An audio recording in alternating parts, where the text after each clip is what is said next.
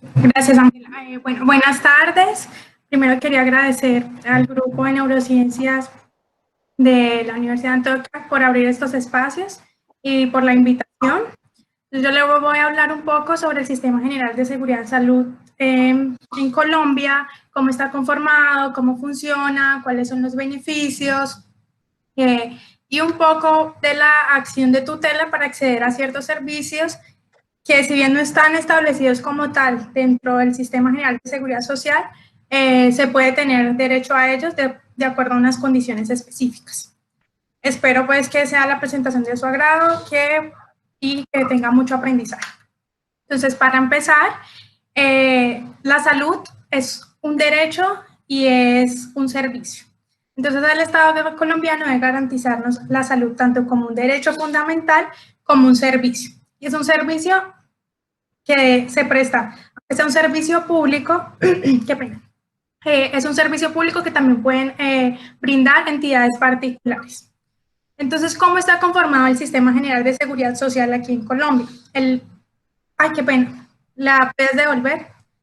Entonces, ¿qué es el sistema? Es el conjunto de instituciones, normas, procedimientos que garantizan la prestación de este servicio de salud de todos los colombianos y de las personas que habitamos en el territorio de Colombia. El marco normativo está en la Ley 100 de 1993, la Ley 1122 de 2007, la 1438 de 2011 y el Decreto 780 de 2016. Y las demás normas que reglamentan y desarrollan estas normatividades, como otros decretos presidenciales y las resoluciones del Ministerio de Salud. Entonces, ahora sí, ¿quiénes lo conforman? Lo conforma principalmente, en primer lugar, el Estado, que es que como debe garantizarnos que nos brinden ese derecho y ese servicio a la salud. El Ministerio de Salud, que es el organismo encargado de dar una dirección, un control y una coordinación de cómo debe funcionar el sistema. Están las entidades promotoras de salud, mejor conocidas como EPS, por sus siglas, que son las encargadas de hacer la afiliación, el recaudo, cotizaciones. Deben garantizar la prestación de los servicios que están incluidos dentro del Plan de Beneficios en Salud, lo que antes se conocía como el POS. Entonces hoy se llama Plan de Beneficios en Salud y sus siglas son PBS. Deben controlar que la atención de los usuarios sea integral, oportuna, eficiente y de calidad por parte de las IPS. ¿Qué son las IPS? Son las instituciones prestadoras de servicios, es decir, los hospitales, las clínicas, los laboratorios, las farmacias, los centros donde nos dirigimos a que el médico nos valore o los odontólogos. Entonces, las EPS son las que recaudan nuestro dinero, son las que nos aseguran y las instituciones prestadoras de servicios son los lugares que como tal nos prestan el servicio. Entonces, entre ellas son las que contratan y la EPS debe garantizar que con esas IPS que ya contrate cumpla cabalidad con todos los servicios que nos deben dar. También forman parte de las entidades territoriales como los departamentos y los municipios y la Superintendencia Nacional de Salud. La Superintendencia Nacional de Salud es la encargada de hacerle una vigilancia y un control a estas entidades que conforman el Sistema General de Seguridad Social. ¿Por qué? Porque debe controlar, debe vigilar que efectivamente tanto EPS y IPS estén prestando los servicios con la calidad que debe ser y que los estén prestando efectivamente. Sin embargo, hay otra forma de cuando se presenta algún inconveniente con las EPS, con las IPS, con la prestación de servicio en salud, yo puedo acudir a la superintendencia para que haga una vigilancia, un control y me garantice mi derecho. Sin embargo, es un proceso un poco largo algunas veces. Entonces, cuando la afectación de ese derecho fundamental a la salud le está generando un riesgo inminente a la vida o a la calidad de vida de la persona, tengo otro mecanismo que es la acción de tutela. Yo más adelante les voy a explicar un poco cómo funciona la acción de tutela en casos de derecho a la salud, de acceso a ciertos beneficios. Siguiente, por favor. Este sistema de salud está formado por dos regímenes, el contributivo y el subsidiado. Y hay un tercero que son participantes vinculados, es decir, que no hacen parte ni del régimen contributivo ni del régimen subsidiado. ¿Qué es el régimen contributivo? Siguiente, por favor. Listo. El régimen contributivo es aquel en el cual la persona que se afilia debe hacer una contribución que está establecida de acuerdo a sus ingresos. ¿Quiénes se deben afiliar a este régimen? Las personas que son trabajadoras dependientes, es decir, que tienen un contrato laboral, independientemente de la modalidad de contrato, se deben afiliar por medio de sus empleadores. Aquellos trabajadores que son independientes, pero ganan ganan un salario mínimo o más de un salario mínimo. Y todas las personas que están pensionadas. Entonces, estos son los que están obligados a hacer cotizaciones, a pagar por ese servicio. Es importante saber que cuando yo me afilio al régimen contributivo, durante los primeros 30 días yo no voy a recibir todos los beneficios del plan de salud. Lo que voy a recibir solamente es una atención de urgencias o actividades de promoción y prevención. Y si hay una madre gestante, entonces la atención a la mujer gestante y al recién nacido, en caso de que se presente pues el nacimiento. Siguiente, por favor. ¿Cómo funciona el régimen contributivo? Cuando las personas son atendidas en el régimen contributivo, deben hacer unos pagos. O sea, aparte del pago mensual que yo hago como contribución, yo debo hacer unos pagos por las atenciones. Esos pagos son de dos tipos. Son las cuotas moderadoras y los copagos. Las cuotas moderadoras las deben pagar tanto los afiliados como los beneficiarios. ¿Quiénes son los afiliados? Por ejemplo, el trabajador que tiene el contrato de trabajo, ese es afiliado. Y los beneficiarios es su grupo familiar que depende económicamente de él. Entonces, ¿cuándo pago una cuota moderadora? Cuando yo veo una consulta médica, odontológica, cuando hago exámenes médicos como de rutina, que no requieren pues una autorización de un médico especialista, medicamentos, una urgencia que realmente no es una urgencia, que no pone en riesgo la vida. ¿Cómo es? A veces yo tengo un dolor y digo, no, estoy muy mal, voy para urgencias. Se va a urgencias y lo atienden, pero resulta que cuando lo ve el médico se da cuenta que esa no era una urgencia. Entonces, en ese caso, usted debe pagar una cuota moderadora. ¿Para qué existen las cuotas moderadoras? El fin es garantizar el buen uso del sistema, es que las personas no usen el sistema siempre que, en todo momento, porque pues los recursos son limitados y se desgastarían. La otra cosa que yo debo pagar son los copagos, que los copagos solo los pagan los beneficiarios, es decir, el núcleo familiar, no la persona que directamente está como titular. ¿Para qué sirven? Estos ayudan a financiar el sistema. ¿Y cuándo los debo pagar? Cuando hay cirugías, procedimientos ambulatorios, exámenes médicos que requieran autorización adicional del médico tratante, hospitalización, tratamientos odontológicos, dispositivos médicos. Tanto las cuotas moderadoras como los copagos se pagan conforme al rango salarial del afiliado cotizante. Y son establecidos cada año por el ministerio. O sea, son cuotas fijas establecidas por el ministerio. Entonces, ¿cuáles son los rangos? Menos de 2 salarios mínimos, entre 2 y 5 salarios mínimos y mayor a 5 salarios mínimos. Entonces, los 3 rangos que están establecidos y de acuerdo al rango al que yo pertenezca, voy a pagar una suma por la cuota moderadora y otra por el copago. Es importante aclarar, qué pena, ¿lo podrías devolver un momento? No, ya, qué pena, sigamos. Entonces, ¿quiénes son entonces estas son las cuotas que debo pagar dentro del régimen contributivo. ¿Quiénes son los beneficiarios del cotizante dentro de este régimen? Son los integrantes, pues, del grupo familiar que dependen de esta persona. Puede ser el cónyuge o compañera permanente, los hijos menores de 25 años que dependan económicamente de la persona, los hijos mayores de 25, o sea, de cualquier edad que tengan alguna discapacidad o una incapacidad permanente y dependan económicamente del afiliado. Cuando no hay cónyuge ni compañero permanente, puede afiliarse a los padres que no se encuentren pensionados y que dependan económicamente del afiliado principal. Hay otra modalidad dentro del régimen contributivo y es que se llaman afiliados adicionales. Puede ser que uno de sus familiares que no sean de su grupo, de su núcleo familiar principal, no tengan las condiciones para pagar como independiente una EPS. y depende económicamente de usted. Entonces, usted lo puede afiliar como un afiliado adicional pagando una cuota que va a depender del rango pues que usted devenga.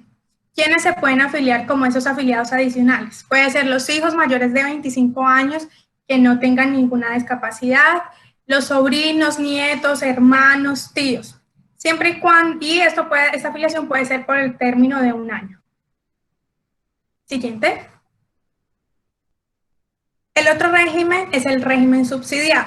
Este régimen subsidiado, a diferencia del régimen contributivo, las personas no deben realizar ningún aporte para pertenecer a él. Este régimen nace como para el cumplimiento del principio de la solidaridad. Por ejemplo, las personas que pertenecen a un régimen contributivo hacen unos aportes para el funcionamiento del sistema y esos aportes que están ahí se sacan para atender a las personas que están en el régimen subsidiado para poderles brindar y garantizar su derecho a la salud. Entonces, en este régimen se encuentran afiliadas todas las personas que no tienen recursos para afiliarse al régimen contributivo o a regímenes excepcionales. Regímenes excepcionales son como los maestros, los militares, entre otros. Para solicitar la afiliación, la persona debe realizar la encuesta del SISBEN. Este es un instrumento de focalización del gasto social para la población que es pobre y vulnerable. La aplicación de esta encuesta va a determinar si la persona puede acceder a los programas sociales que otorga el Estado. Entre ellos es acceder al régimen subsidiado en salud. Cuando la persona realiza la encuesta del SISBEN, debe obtener un puntaje inferior al 54.86 para poder acceder al derecho de afiliarse al régimen subsidiado.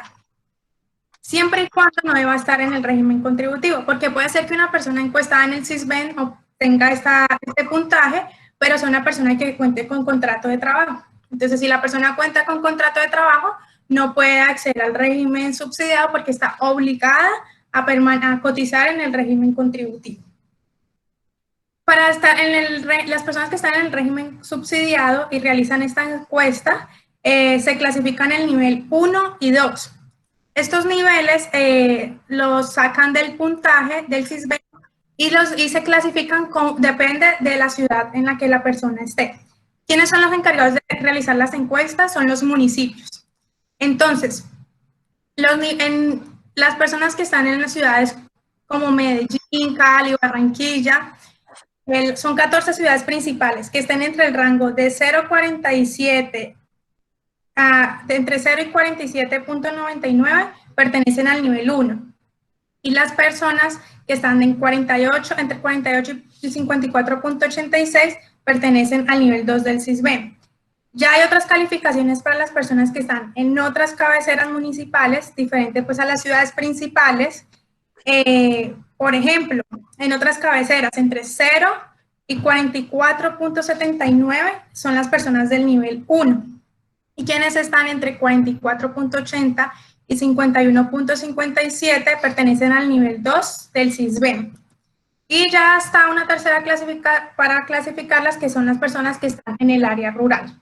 Entonces, si la persona cambia de ciudad, de una ciudad grande a un municipio pequeño, por alguna razón, debe siempre volver a realizar la encuesta del SISBEN para que lo clasifique. Entonces, siempre que se cambie de ciudad, debe realizarse nuevamente la encuesta del SISBEN.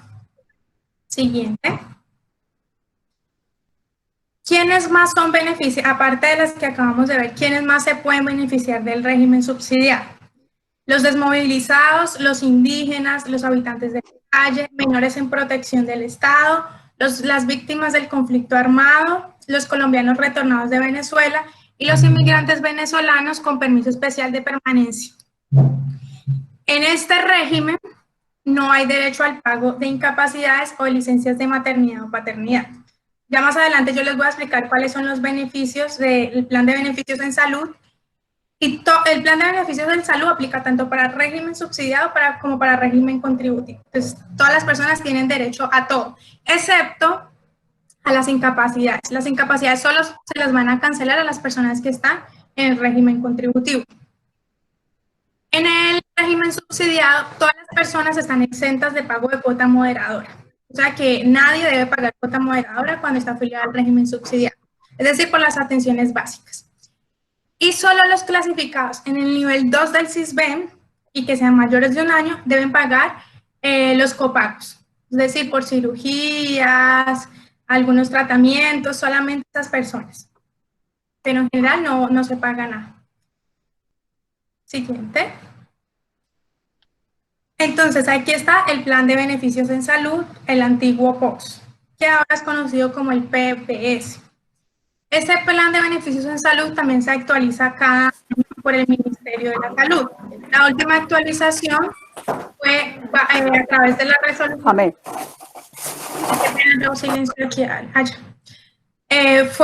La última actualización se dio a través de la resolución 3512 del 2019. Entonces ahí me establece cuáles son todos los beneficios que yo tengo por pertenecer ya sea al régimen subsidiado o al régimen contributivo y cuáles son esos beneficios. La promoción de la salud y prevención de la enfermedad relacionados con la salud de la mujer, salud para la infancia, crecimiento y desarrollo, planificación familiar, programa de vacunación.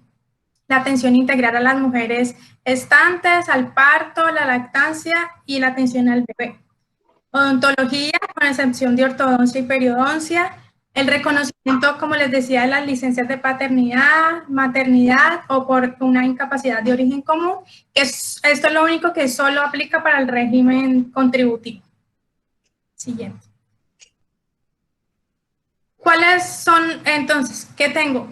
Como beneficio tengo consulta de medicina general y especializada, entre ellos optometría y psicología, diagnóstico en laboratorio clínico, radiología, ecografías, medicina nuclear, resonancia magnética y ecografías. Medicamentos que están incluidos dentro de este plan de beneficios, ahí también en esa resolución que les di anteriormente, aparece pues toda la lista de los medicamentos a los que tiene derecho por estar afiliado. Apoyo terapéutico, o sea, es terapia física, con fisioterapeuta, con profesionales de respiratorios, de salud ocupacional y del lenguaje. Derecho a hospitalización, atención de urgencias en todo el país.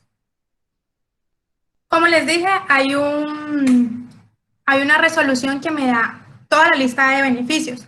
También hay una resolución que habla de las exclusiones, de lo que está excluido de ese plan de beneficios. Esa resolución también se actualiza anualmente. La última que sacaron fue la resolución 244 de 2019. Entonces ahí se queda explícito qué es lo que no va a incluir. Por ejemplo, dice pañales, sillas de rueda, cuidadores.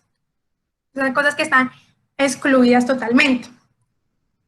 Pero más adelante les voy a hablar un poco de cómo pueden acceder, cómo puedo acceder a ciertos servicios o tratamientos que están excluidos fuera de este plan de beneficios. Entonces, continuando cómo funciona el sistema de salud, está la portabilidad en salud. Entonces, ¿de qué se trata esto? De la garantía que tienen todos los afiliados de acceder a los servicios de salud en cualquier parte del territorio nacional. Cuando el afiliado o su familia pues se cambian ya sea temporalmente o definitivamente del municipio donde realizaron su afiliación o donde los atienden. ¿Qué pasa? Todas las EPS no funcionan en todo el territorio nacional. Hay EPS que solo funcionan en el Valle del Cauca, en Antioquia, en Cundinamarca. Entonces, para garantizar que aunque su EPS no funcione en otros territorios, el Estado creó pues esta forma que es la portabilidad. Entonces, cuando una persona se va a trasladar del municipio donde hizo su afiliación, debe informarle a la EPS. Y existen tres, para que ellos tomen las medidas. Existen tres tipos de migraciones. Está la migración ocasional, que es cuando una persona se va de su municipio por menos de un mes. Aquí la EPS debe garantizar, o sea, la persona le debe garantizar la atención de urgencias en cualquier parte. Y todo lo que se derive después de esa atención de urgencias. Cuando una persona emigra de su municipio por más de un mes, pero menos de 12 meses, a ella la EPS le debe asignar en la nueva ciudad una IPS, o sea, una institución prestadora del servicio que le va a garantizar la atención que la persona necesite, consultas médicas, exámenes médicos, entrega de medicamentos, cualquier cosa. Y ya está la inmigración permanente, que es cuando la persona cambia definitivamente de municipio, entonces se va para otra ciudad. En este caso, la persona debe buscar una nueva EPS. Si la suya no tiene, pues no funciona en el nuevo municipio y hacer una nueva afiliación. Para las personas que están en el régimen subsidiado, como yo les expliqué, para usted poder estar afiliado al régimen subsidiado, debe estar encuestado en el SISBEN. Entonces, cuando usted sí está en el régimen subsidiado y cambia de municipio, usted debe solicitar que le hagan una nueva encuesta del SISBEN para ver si sigue teniendo las condiciones para afiliarse en la nueva EPS del régimen subsidiado. Pero en tanto le hacen esa encuesta, la persona sigue afiliada al régimen subsidiado. Le deben garantizar la atención en cuanto se hace pues la nueva encuesta. Siguiente, por favor. Hay otra modalidad y es la movilidad entre regímenes.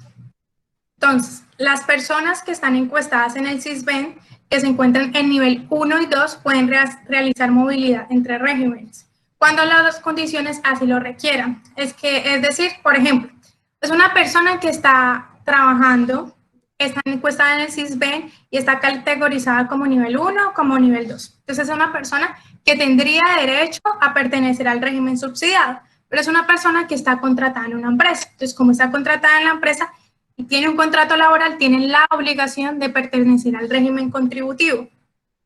Pero si el día de mañana esa persona que tiene el derecho a pertenecer al régimen subsidiado se queda sin empleo, entonces puede solicitar a su EPS que la cambie del régimen contributivo al régimen subsidiado y puede hacer esa movilidad en la misma EPS. A la misma EPS puede atender tanto régimen subsidiado como contributivo. Así le brinda pues toda la prestación del servicio y le garantiza su atención. Qué pena. Ahora están los terceros, que no es un régimen, pero son participantes vinculados. ¿Cuáles son esas personas? Son aquellos que no cuentan con dinero para afiliarse al régimen contributivo, pero no se han podido afiliar al régimen subsidiado. Puede ser que no le hayan hecho la encuesta, que está esperando el puntaje.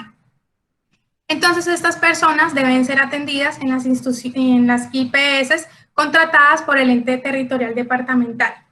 Hay unas IPS, hay hospitales y clínicas que son públicas, que estas se encargan de administrarlas los municipios para atención básica como consultas médicas, y las de atención ya de situaciones más delicadas, que son nivel 2 y 3, que las atienden los departamentos.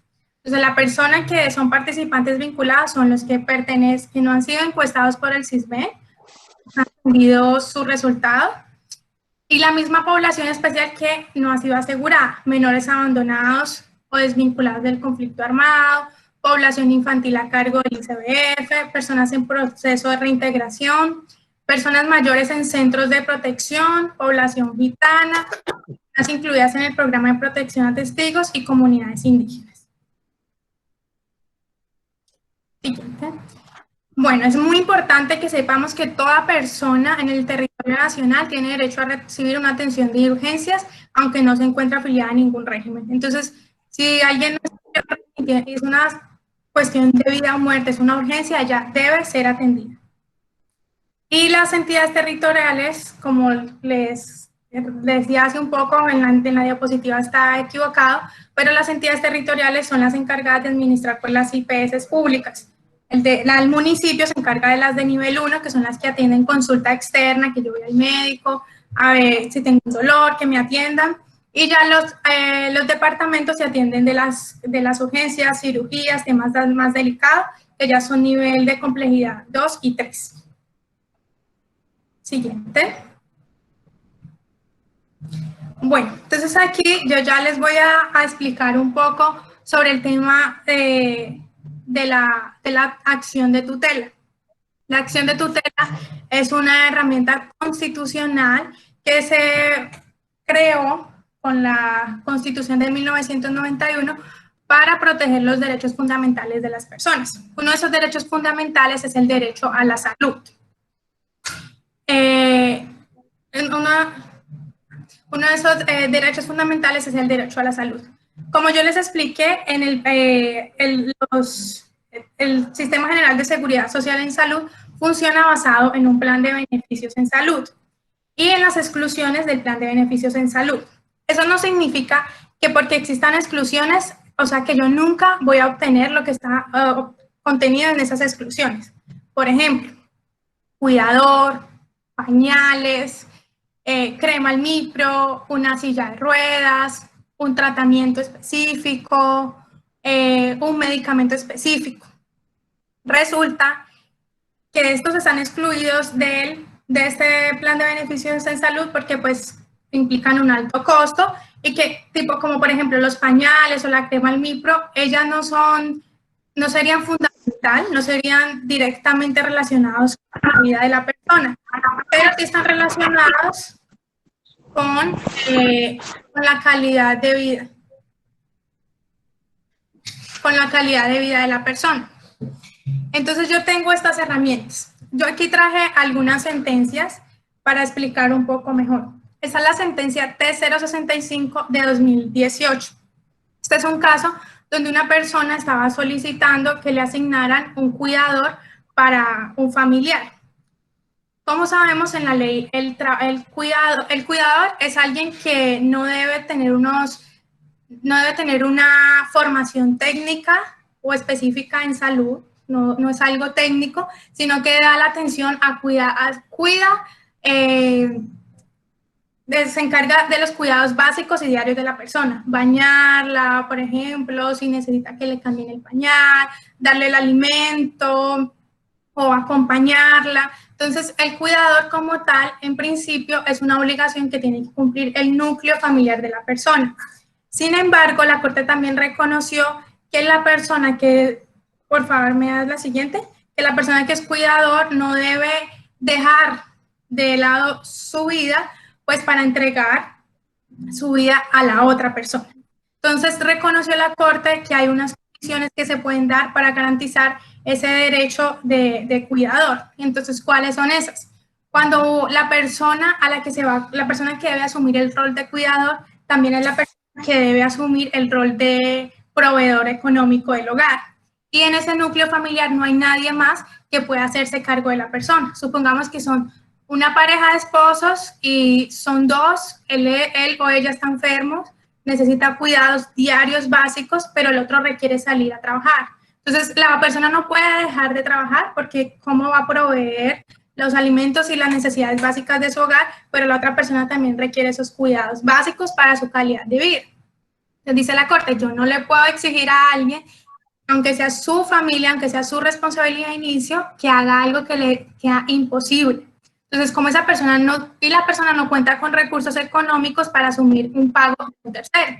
Entonces, ¿qué puede decir? Yo puedo acudir a la acción de tutela, solicitarle a un juez, mire, yo no tengo recursos económicos, no tengo y tengo que trabajar. Entonces, yo demostrando que no tengo la capacidad económica ni la capacidad personal, o puede ser que la persona esté enferma. Dos personas, por ejemplo, de 80 años, que uno también tiene sus propias enfermedades, puede ser que uno esté más enfermo que el otro, una persona mayor, a un adulto mayor que tenga que estar girando a la otra persona, levantándola, que no tenga las capacidades, pues yo no le puedo exigir algo que físicamente le es imposible. Entonces yo ahí, aunque la legislación me dice, usted no tiene derecho al cuidador, por el otro lado la jurisprudencia sí, yo le puedo garantizar el derecho porque tampoco puedo exigirle algo que humanamente le es imposible.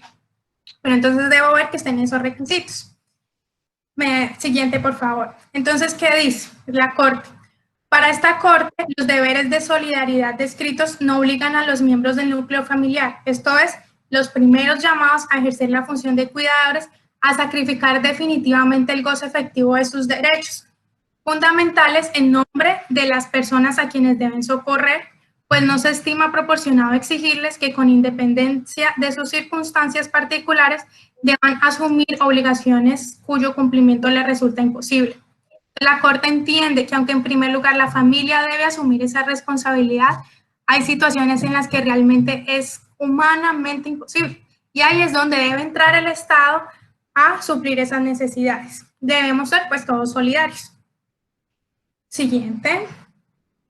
Entonces aquí dice, es así como se ha reconocido la existencia de eventos excepcionados, en las que primero existe certeza sobre las necesidades del paciente de recibir cuidados especiales y segundo, en la que el principal obligado a otorgar las atenciones de cuidado, esto es, el núcleo familiar, se ve imposibilitado materialmente para otorgarles dicha situación. para otorgarlas, y dicha situación termina por trasladar la carga de asumirlas a la sociedad y el Estado. Entonces, ya saben, hay situaciones en que, aunque por ley no se podría asignar un cuidado, la EPS no debería asignar un cuidador, hay situaciones en las que sí se puede dar. También puede ser que el médico haga una valoración y cuando haga la valoración de la persona y de la familia se dé cuenta que requieren la ayuda de un cuidador. Entonces el médico puede prescribirlo. Muchas veces las EPS, mismo con la autorización del médico, ellos se niegan a entregar ese servicio. Ellos no pueden hacer eso. Entonces, cuando yo tengo una autorización del médico, o sea, una prescripción, o sea, la EPS no puede poner por encima gastos económicos antes que la salud.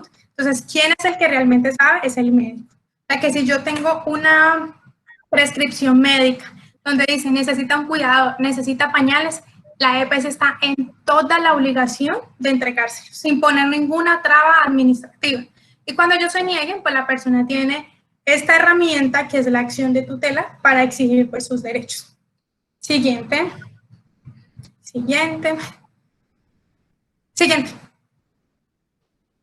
Y está esta sentencia que es la T414 del 2016, que habla de aquellos insumos, medicamentos que pueden ser suministrados a la persona aunque se encuentre fuera del plan de beneficios en salud. Entonces, ¿qué dice la Corte? Si bien es cierto, están esas exclusiones de medicamentos, como les digo, principalmente pasa mucho con los pañales, con las cremas al NIP, con algunos suplementos para la dieta de las personas que no están incluidos en el POS y la GCPS se niega a entregarlos y muchas veces con la orden del médico. Entonces, ¿qué dice la EPS? Ay, aquí. La falta de servicio. ¿Cuándo yo debo entregarle eso? ¿Cuándo se puede ordenar aunque no estén en ese plan de beneficios? Cuando la falta de servicio, intervención, procedimiento o medicina vulnera o pone en riesgo el derecho a la vida y a la integridad personal de quien la requiere, sea porque amenaza su existencia o deteriora y agrava el estado de salud de la persona. Otra regla, el servicio, intervención, procedimiento o medicina no puede ser sustituido por otro que sí se encuentre incluido en el plan de beneficios en salud y supla al excluido con el mismo nivel de calidad y efectividad. Por ejemplo, si a usted le ordenan pañales, ¿cómo no hay nada dentro del plan de beneficios en salud que vaya a suplir a los pañales, ¿cierto? Entonces, tienen que ser los pañales sí o sí. El servicio, intervención, procedimiento o medicina ha sido dispuesto por un médico adscrito a la EPS a la que está vinculado el paciente. Entonces, la Corte dice, señores EPS, si el médico tratante, que aparte está contratado por ustedes mismos, le está prescribiendo eso, ¿por qué se van a negar a darlo? O sea,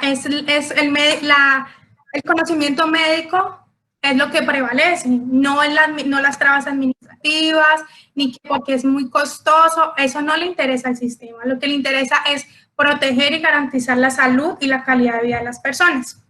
Y finalmente, la persona debe demostrar la falta de capacidad económica, ¿no? Porque pues no es lo mismo una persona que realmente tenga condiciones económicas de asumirlas, como yo les digo, el sistema de salud pues es un sistema que infelizmente no es el que mayor presupuesto tenga, entonces también se debe hacer un filtro económico, verificar que la persona realmente no tenga las capacidades económicas para cubrir, por ejemplo, pagar un cuidado particular, comprar los pañales.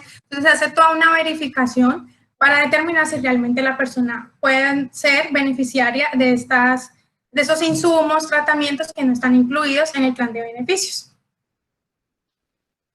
Y ya, bueno, eso es como un recuento de lo que es el Sistema General de Seguridad en Salud en Colombia, de cómo funciona, cuáles son sus beneficios principales, cómo podemos acceder a ellos con acciones constitucionales. Espero pues que les haya podido, haya sido lo más clara posible. Muchas gracias. Si tienen alguna duda. Bueno, Carolina, por tu presentación. Habíamos invitado a los asistentes que si tenían alguna pregunta o quisieran que Carolina de pronto ahondara un poco más en alguna parte de su presentación, que nos escribieran por acá por el chat. Yo hice como una recolección de preguntas que tenemos en nuestro día a día atendiendo población y te las voy a preguntar y tú nos puedes pues explicar un poco.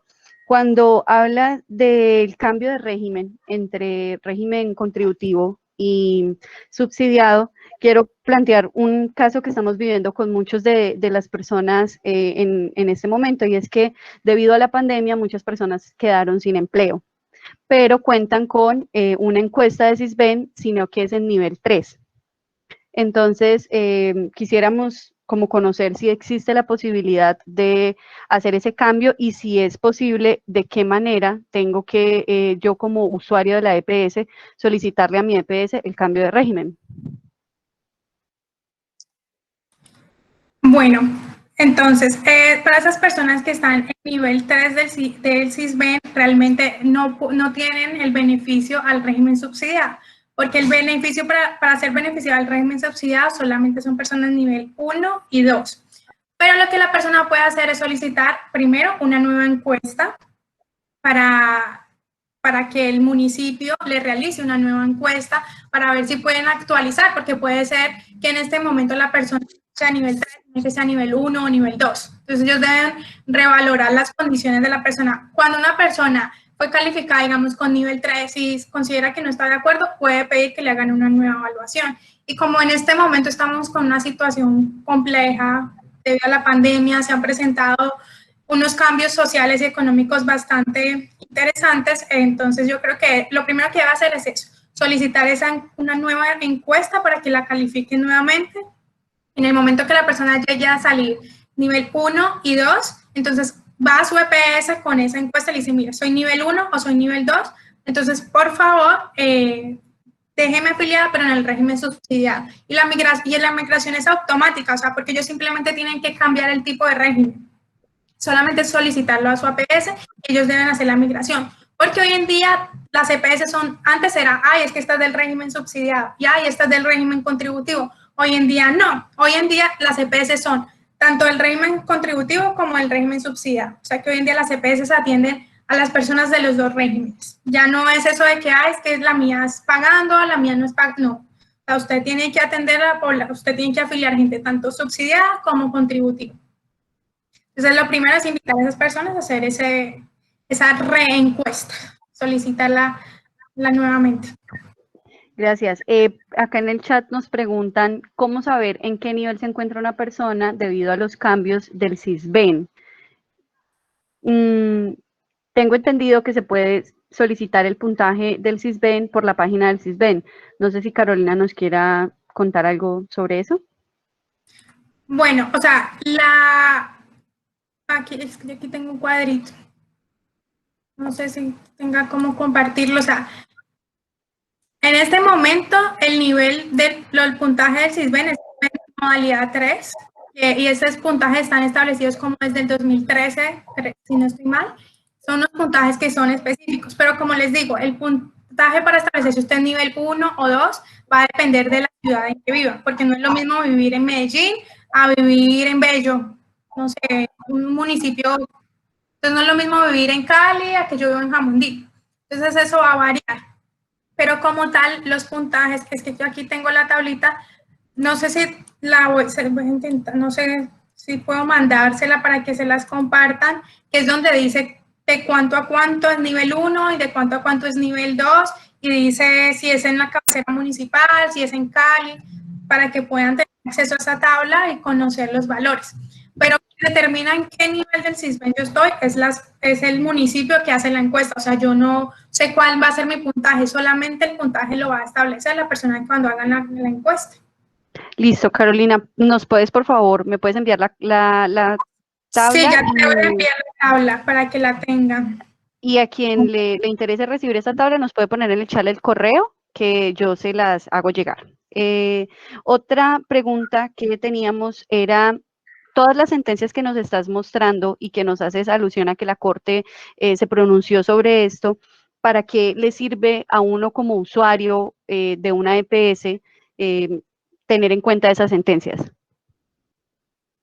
Listo. Bueno, las sentencias, la Corte Constitucional crea lo que nosotros, en lo que en derecho se conoce como el precedente constitucional, es decir, que sienta una base para decir, mire, esto ya se dio el derecho a la persona, entonces de aquí en adelante yo puedo pedir mi derecho. Entonces esta sentencia lo que me muestra es decir, mire, a alguien más ya se lo dieron porque estaba bajo estas condiciones, aquí la Corte estableció unos requisitos, se estableció unos requisitos y yo encajo en él.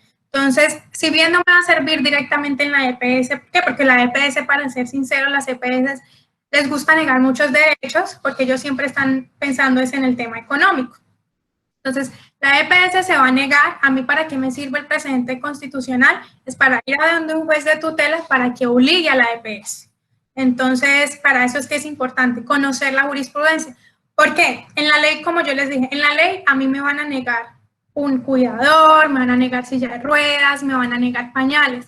Pero a la Corte, cuando le llegaron la acción de tutela que le permite decir, mire, señor juez, a mí me están negando este derecho, pero es que mire las condiciones económicas en que yo estoy, yo no tengo trabajo, yo trabajo, vivo del rebusque, o sea, no sé, el médico le ordenó a mi papá este medicamento, a mi hijo, a mi hermano, yo no tengo con qué comprarlo, la EPS se está negando, es de vital importancia.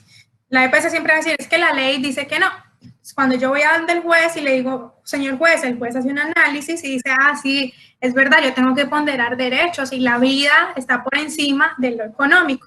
Entonces, con esas sentencias, lo que yo estoy mostrando es que ya se le otorgaba el derecho a otras personas, que yo cumplo con los requisitos, entonces que por favor puedo acceder a ese derecho. Pero voy a necesitar necesariamente ir a donde el juez. Porque con las EPS o sea, hay que ser sinceros y es complejo. A ellos les gusta negar todos los derechos, así tengan una orden del médico. Entonces, pues muy bueno ese dato de que sirve tener en cuenta las sentencias como para mostrar que hay un precedente de que eso se aprobó y que tiene unas condiciones por las cuales uno también puede acceder al derecho como usuario de una EPS. Otra pregunta que tenemos acá en el chat, Carolina, es sobre la calificación de discapacidad. Preguntan si es una competencia del área de salud.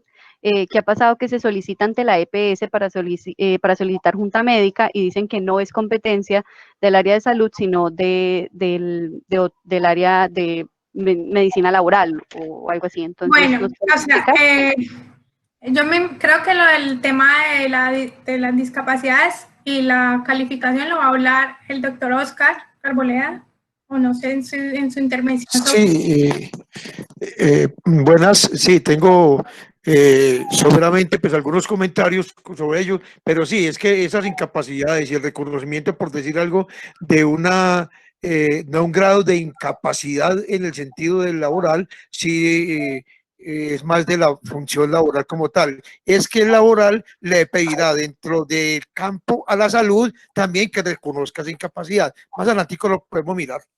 Sí, exacto, eso ya es un tema, pero solamente algo así muy general que yo voy a decir. Esta calificación de discapacidad pues va a depender del origen. Si la persona tiene un accidente en su trabajo y eso le genera una incapacidad para siempre o temporal, pues ahí va a ir a los riesgos laborales y es el que tiene que hacer esa calificación. Ya si es una cuestión de origen común, que a mí me dio una enfermedad o yo nací con alguna enfermedad, alguna patología, algo común, o sea, que no se derivó de mis funciones en el trabajo, es obligación, pues ya de la EPS y ya del Fondo de Pensiones, ahí que ya tiene todo el procedimiento que el doctor Oscar les va a explicar más adelante. Pero entonces sí puede ser tanto laboral como de origen común. Ya todo depende de qué originó la incapacidad o la discapacidad.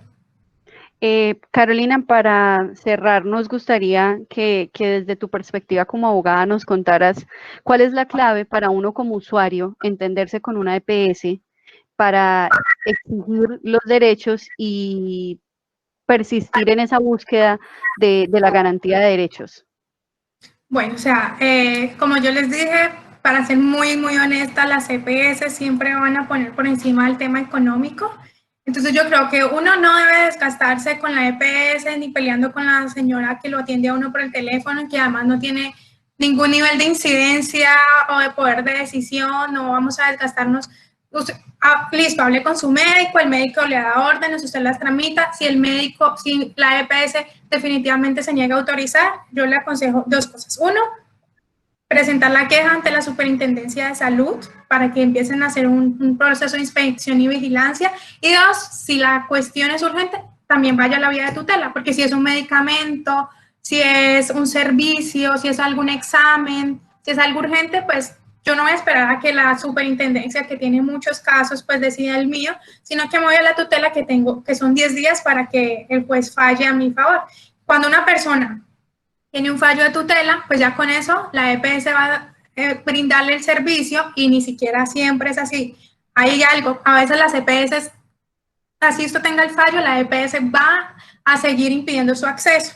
Y ahí hay una figura que se llama el incidente de desacato. Entonces, usted no tiene que estar presentando tutelas, no. En caso de que usted presente una tutela y esa tutela falla a su favor, si la EPS incumple, usted lo que tiene que hacer es ir a ese mismo juzgado que le falló la tutela y a empezar un incidente. O sea, decir, mire, señores juzgado X, la EPS-Y está incumpliendo su fallo, entonces, por favor, abra una investigación y sancione.